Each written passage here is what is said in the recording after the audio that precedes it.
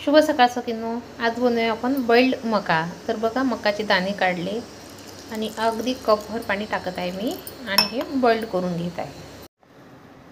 बघा, आपली मका बॉइल्ड झालेली आहे, छान नरम झालेली आहे। आता आपण याला बाउलमध्ये डेकोरेट करूया।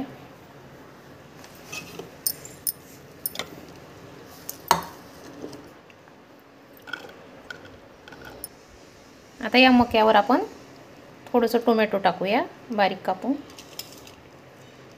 थोडासा कांदा, अगदी चिमूटभर असा चाट मसाला, फार नाही टाकला, आणि चिमूटभरच आपण मिरची पावडर टाकणार आहे। अगदी थोडंसं मीठ चवीनुसार आणि छान शेव टाकायची बारीक एकदम 0 नंबर।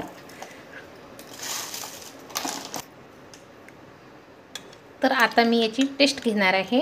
तुम्ही सुद्धा बनवा, एकच नंबर लागते। असं हलकं फुलकं मध्ये अशी भूक लागली लहान मुलांना मोठ्यांना तर छान आहे हे खायला।